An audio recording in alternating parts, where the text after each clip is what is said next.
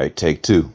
This is a very, very off the cuff segment for my subscriber and my fellow Gnostic Tau Eroll, or is it Tau Eroll? You have to let me know which is the proper pronunciation of your username. But anyway, he wanted me to weigh in about the Paris attacks and ISIS.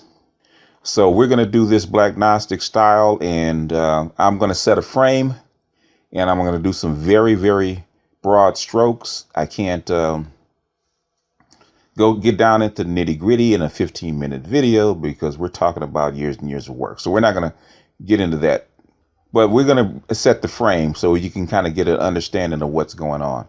Now, we're going to start it with Western civilization. And in 1918, after World War I, with the collapse of the Orthodox Russian civilization and the collapse of the Ottoman Empire, which is the Ottoman civilization, the Islamic civilization, the Western civilization actually became a global enterprise, a global civilization. Basically took over the whole world under the aegis of the British Empire. After World War II, with the destruction of Europe, the United States was handed the baton of the global Western civilization. But an opposite number, the reformed Russian Empire, the Soviet Union, became its rival. And for 45 years, they fought a bunch of proxy wars during the Cold War until 1989, when the Soviet Union Empire financially collapsed. And the United States stood alone as the sole superpower in the global Western civilization. That's why George W. Bush in 1991 got on the floor of Congress and declared a new world order. And that basically, for 4 years, they enjoyed unrivaled dominance, so to speak. But something happened in 1995. The Chinese, with their Chinese savings and Chinese money, got into a relationship with Russia called the Shanghai Cooperative Organization, where Chinese money would put Russia back on its feet, because it was still militarily very powerful, even though they were economically bankrupt. So Chinese money got the Russian Empire back up on its feet, and that cooperation, or that partnership, again threatened the sole superpower, which was the United States, and their Pax Americana, their universal empire, where they would rule over the whole globe for 100 years. So in 1997, we have what used to be formerly formerly called the crazies, the neocons, form what they call the Panel for a New American Century. And the first order of business after forming this panel was to wage an economic war against China, which came in the form of the Asian currency crisis. They wanted to take the legs from under the financial legs, or out from under this partnership of the SCO, and squash that liaison, or that rivalry. Unfortunately, the Chinese sold off a lot of gold, and they basically bailed out all the Asian currencies and the Russian currencies. So the West failed in their attempt to destroy that partnership and take the financial legs from underneath their rival. Now, since that did not work, and financially they couldn't destroy China, what they decided to do was control China. How do you keep an industrializing nation from rising, or from developing? You cut off its energy, you cut off its supply of oil, or you control its supply of oil. And I don't have to tell you what the plan was. or what they tried to attempt. It's very obvious because we celebrated every year the remembrance of September 11th, 2001. Now, whether terrorists actually ran into the buildings and brought the buildings down or it was sabotage, we're not going to go into that. The fact is that they used this event as a precept for actually going in and doing what PNAC said in 1997 that they needed to do. They needed to prevent a rival from rising up and challenging them for dominance in the global civilization. So they decided to control the oil in the Middle East by first going into Afghanistan and then basically taking out Iraq, and then Pakistan, and then ultimately their target was Iran. Iran got smart, and they joined the Shanghai Cooperative. In other words, Afghanistan got taken out, Iraq's gotten taken out. I need protection. And so I needed, I can't get it from the West. I need to run to the other side. So they ran to the other side. During this time, you have this consolidation of the non-aligned powers, or the developing countries we now know as what? The BRICS. Brazil, Russia, India, China. And the last one that was added on was South Africa.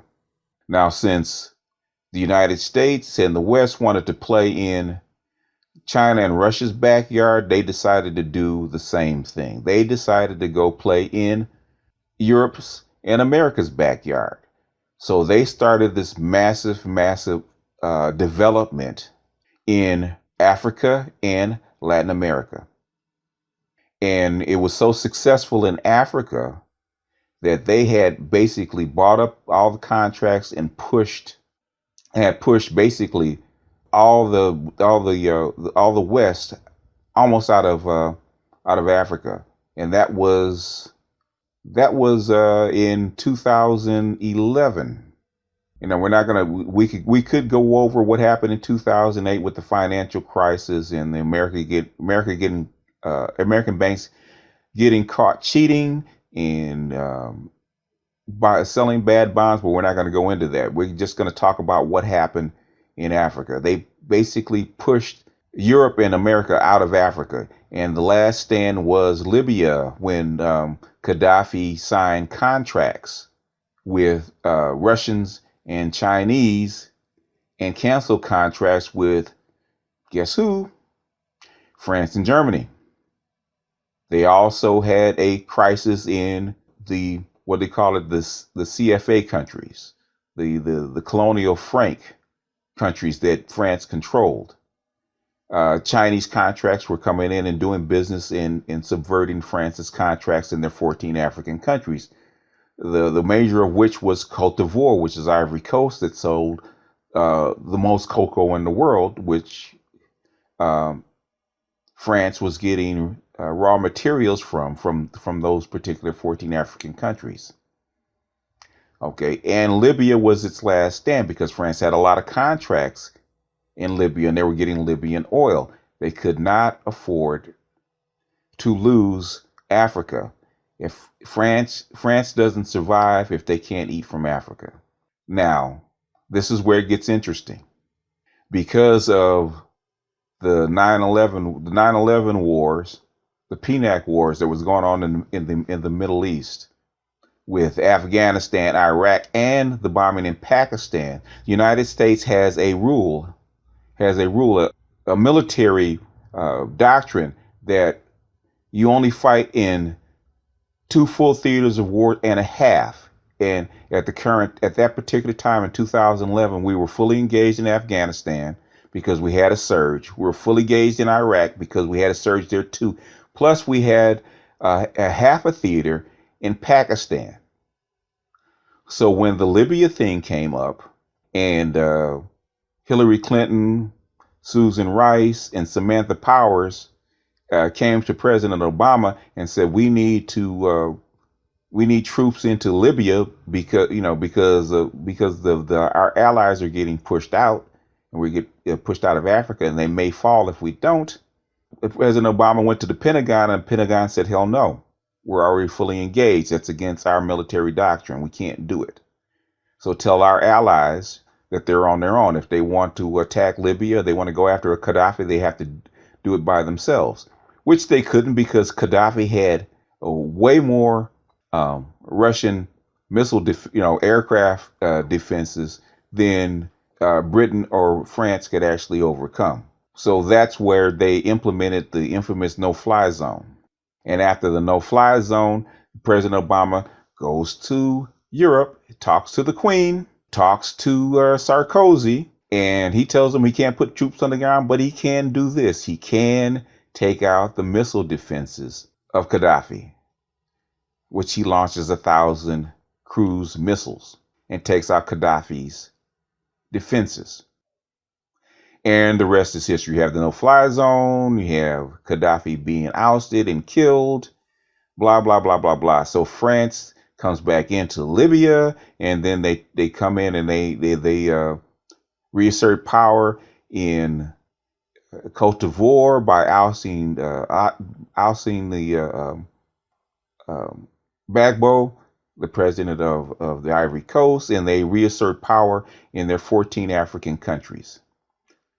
The next thing they need to do is they need to reassert control in the Middle East, because at this point, Iraq is a quagmire. Iran is gaining control. They're getting ready to pull out of Afghanistan, and the Chinese businessmen are coming in, and they're basically spreading money around, and they're doing the same thing in the Middle East, or Western Asia, as we would like to call it, that they're doing in Latin America, and they're doing in Africa. And if Iraq, which was the buffer, falls to Iran, which it was about to do, and Syria is already friendly with the Russians, which they have been for a long time, guess what's going to happen? The BRIC countries are basically going to roll all over the Middle East. So they need a buffer zone. And the first buffer zone, the last buffer zone is Syria, which poses a problem because Syria is basically the frontier for Western Asia that divides Europe and Africa.